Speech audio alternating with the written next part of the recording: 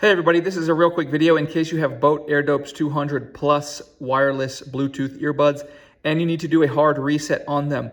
Now you might need to do this hard reset if they are not connecting to Bluetooth, or if they keep disconnecting, or if they're not syncing, if they're not detected, or maybe there's only sound coming out of the left ear or only out of the right ear.